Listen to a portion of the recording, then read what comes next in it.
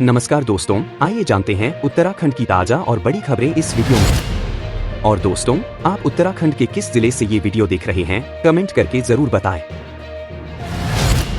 भारी बारिश के चलते हरिद्वार में उफान पर आई सूखी नदी, कांवड़ यात्रियों का ट्रक बहा। हरिद्वार में शाम को मौसम ने अचानक करवट ली, जिससे भारी बारिश के कारण सूखी नदी उफान पर आ गई। इस दौरान कांवड़ यात्रियों का एक ट्रक रपटे पर खड़ा था, जो पानी के तेज बहाव में बह गया और कुछ ही मिनटों में गंगा में पहुंच गया। सौभाग्य से ट्रक में कोई यात्री नहीं था, अन्यथा बड़ी अनहोनी हो सकती थी। पुलिस अब बारिश रुकने और बहाव कम होने का इंतजार कर रही है। नगर कोतवाली प्रभारी कुंदन सिंह राणा ने बताया कि ट्रक को निकालने के लिए क्रेन का इंतजाम किया जा रहा है। इससे पहले भी भारी बारिश के कारण इस सूखी नदी में कई गाड़ियां बह चुकी हैं। गंगोत्री धाम में बढ़ा भागीरथी नदी का जलस्तर, यात्रियों को किया गया अलर्ट। गंगोत्री धाम में बुधवार शाम को अचानक भागीरथी नदी का जलस्तर बढ़ गया, जिससे तीर्थ पुरोहित और व्यवसायी चिंतित हैं। 3 दिन पहले भी जलस्तर बढ़ने से एक कुटिया बह गई थी और गंगा स्नान घाट जलमग्न हो गए थे। इस बार भी नदी में पेड़ बहते नजर आ रहे हैं, जिससे लोग खतरे को लेकर चिंतित हैं। पुलिस ने नदी के किनारों से यात्रियों को हटाकर सुरक्षा उपाय किए हैं। रेड अलर्ट के बाद उत्तराखंड में झमाझम बारिश, गर्मी से राहत। उत्तराखंड में बारिश के रेड अलर्ट के बाद झमाझम बारिश हुई, जिससे उमस भरी गर्मी से राहत मिली। देहरादून, हरिद्वार, उत्तरकाशी और टिहरी में बारिश ने तापमान कम किया। मौसम विज्ञान केंद्र ने अगले 2 दिनों के लिए भारी बारिश का ऑरेंज अलर्ट जारी किया है। पर्वतीय जिलों में यात्रा करने से बचने की सलाह दी गई है। देहरादून, टिहरी और नैनीताल के स्कूलों में अवकाश घोषित किया गया है। चलिए दोस्तों, खबरों में आगे बढ़ते हैं। हेमवती नंदन बहुगुणा गढ़वाल विवि के प्रशासनिक भवन अनिश्चितकाल तक बंद। हेमवती नंदन बहुगुणा गढ़वाल केंद्रीय विश्वविद्यालय के प्रशासनिक भवन के कार्यालयों को अराजक परिस्थितियों के कारण अनिश्चितकाल तक बंद कर दिया गया है। अधिकारियों और कर्मचारियों को फोन और ऑनलाइन माध्यम से कार्य करने के निर्देश दिए गए हैं। कार्यालयों के बंद रहने से छात्रों के कार्यों में देरी हो सकती है, जिससे प्रवेश और परीक्षा परिणाम प्रभावित होंगे। दोस्तों, अगली खबर हरिद्वार से है, जहां कांवड़ियों का सैलाब उमड़ पड़ा। विधायक उमेश कुमार ने हेलीकॉप्टर से की पुष्प वर्षा। उत्तराखंड के खानपुर विधायक उमेश कुमार ने हरिद्वार के हर की पौड़ी पर स्नान कर रहे कांवड़ियों पर हेलीकॉप्टर से पुष्प वर्षा की। उन्होंने मनसा देवी मंदिर, चंडी देवी मंदिर, खानपुर के जटाशंकर महादेव मंदिर, लक्सर के खाटू श्याम मंदिर और हरिद्वार के अन्य शिवालयों के साथ साथ नगला इमरती से लेकर हरिद्वार तक डाक कांवड़ियों पर भी पुष्प वर्षा की। धर्मनगरी में डाक कांवड़ियों का सैलाब उमड़ पड़ा है, जिससे हाईवे और शहर की सड़कों पर कांवड़ियों के वाहनों का कब्जा हो गया है। पिछले 10 दिनों में 3 करोड़ से ज्यादा शिव भक्तों ने गंगाजल भरा और अपने गंतव्यों की ओर रवाना हुए। चलिए दोस्तों, फटाफट अगली खबर का रुख करते हैं। उत्तराखंड में कोचिंग सेंटरों पर चलेगा अभियान, दिल्ली की घटना के बाद जारी हुए दिशा निर्देश। उत्तराखंड के आवास मंत्री डॉक्टर प्रेमचंद अग्रवाल ने दिल्ली के कोचिंग सेंटर में पानी भरने से 3 बच्चों की मौत की घटना के बाद राज्य में कोचिंग सेंटरों के लिए नए दिशा निर्देश जारी किए हैं। मंत्री ने संबंधित अधिकारियों को निर्देश दिया कि प्रदेश के कोचिंग सेंटरों में मानक अनुसार कार्य न होने पर तत्काल कार्रवाई की जाए।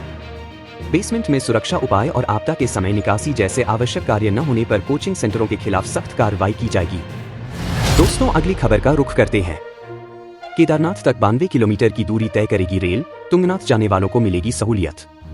रुद्रप्रयाग जिले में धारी देवी से नरकोटा के बीच लगभग 20 किलोमीटर का रेलवे ट्रैक बन रहा है, जिससे यात्री केदारनाथ से 92 किलोमीटर दूर तक पहुंच सकेंगे। प्रस्तावित 2 स्टेशनों तिलनी सुमेरपुर और घोलतीर से होकर ट्रेन गुजरेगी। इस परियोजना के तहत 5 सुरंगों का निर्माण किया जा रहा है, जिससे करीब 30 गांव इस रेल नेटवर्क से जुड़ जाएंगे। इससे यात्रियों को केदारनाथ और तुंगनाथ तक यात्रा करने में आसानी होगी। नेहरू पर्वतारोहण संस्थान ने 20 दिन पहले ही 11 अनाम चोटियों पर आरोहण किया। नेहरू पर्वतारोहण संस्थान निम के 22 सदस्यीय दल ने माणा क्षेत्र की 11 अनाम चोटियों पर 20 दिन पहले ही सफलतापूर्वक आरोहण कर लिया है। दल ने 15 अगस्त तक इन चोटियों पर आरोहण का लक्ष्य रखा था, जिसे 25 जुलाई को पूरा कर लिया गया। इन चोटियों का नामकरण 2022 में हुए द्रौपदी का डांडा हिमस्खलन हादसे में दिवंगत उत्तराखंड के 11 पर्वतारोहियों के नाम पर किया जाएगा।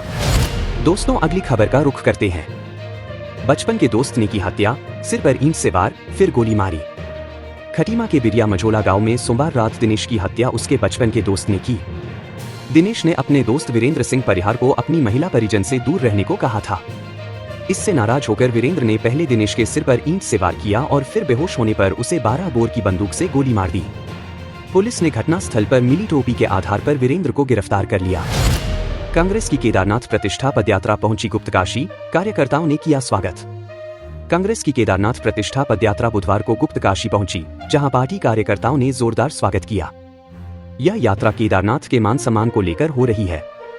कांग्रेस का आरोप है कि प्रदेश सरकार ने केदारनाथ की प्रतिष्ठा के साथ छेड़छाड़ की है, जो असहनीय है। यात्रा में पूर्व मुख्यमंत्री हरीश रावत, पूर्व सांसद प्रदीप टम्टा, पूर्व प्रदेश अध्यक्ष गणेश गोदियाल और प्रीतम सिंह समेत कई वरिष्ठ नेता शामिल हैं। गुप्तकाशी में कांग्रेस नेताओं ने कहा कि यात्रा का मुख्य उद्देश्य केदारनाथ धाम के सम्मान और अभियान को पुनर्स्थापित करना है। गणेश गोदियाल ने भाजपा सरकार पर जनहितों के साथ मजाक करने का आरोप लगाया और कहा कि कांग्रेस जनता के हितों और धाम के सम्मान के लिए यह यात्रा निकाल रही है। मनोज रावत ने कहा कि भाजपा सरकार ने केदारनाथ के नाम पर जो प्रपंच रचा है, उसके लिए जनता उन्हें माफ नहीं करेगी। दोस्तों, अगली खबर का रुख करते हैं। लक्सर हरिद्वार मार्ग पर हादसा, कांवड़ यात्री की मौत, 9 घायल। लक्सर हरिद्वार मार्ग पर बुधवार को कांवड़ यात्रियों के वाहन और पिकअप की टक्कर हो गई, जिसमें एक कांवड़ यात्री की मौत हो गई और 9 घायल हो गए। घायलों को अस्पताल में भर्ती कराया गया है। घटना के समय बड़ौत के गांव मलकपुर निवासी कांवड़ यात्री हरिद्वार जा रहे थे, जब उनकी वाहन की पिकअप से आमने सामने की टक्कर हो गई। ड्यूटी पर तैनात पुलिसकर्मियों ने गंभीर रूप से घायल सौरभ और पंकज को जॉलीग्रांट रेफर किया, जबकि अमित को रुड़की अस्पताल भेजा गया। सौरभ की उपचार के दौरान मृत्यु हो गई। सीएम धामी, विकास जरूरी, विरासत के संरक्षण के साथ बातचीत में कहा कि राज्य में विकास जरूरी है, लेकिन इसे विरासत के संरक्षण के साथ आगे बढ़ाना होगा। उन्होंने कहा कि उत्तराखंड आयुर्वेद विश्वविद्यालय को तोड़कर आयुर्वेद एम्स बनाने की बजाय परिसर को संजोने का पूरा प्रयास किया जाएगा और आयुर्वेद एम्स के लिए अलग से व्यवस्था की जाएगी। मुख्यमंत्री ने कहा कि राज्य में विकास कार्यों को विरासत के साथ बनाए रखने की प्राथमिकता दी जाएगी। जलवायु परिवर्तन के बढ़ते असर को देखते हुए राज्य में इसके रोकथाम के लिए व्यापक कार्य योजना तैयार की जा रही है। धामी ने बताया कि राज्य में पर्यटकों की संख्या हर वर्ष बढ़ रही है, जिसके लिए अलग से व्यवस्था की मांग की गई है। नीति आयोग द्वारा जारी सतत विकास लक्ष्यों को प्राप्त करने के सूचकांक में उत्तराखंड देश के पहले नंबर के राज्य में आया है। मुख्यमंत्री ने कहा कि इस स्थिति को बनाए रखने की चुनौती स्वीकार्य है और इस पर और अच्छे से कार्य किया जाएगा। दोस्तों, अभी के लिए बस इतना ही। उत्तराखंड और देश दुनिया की ताज़ा खबरों के लिए ओहो न्यूज़ को यूट्यूब पर सब्सक्राइब करें और फेसबुक पर फॉलो करें।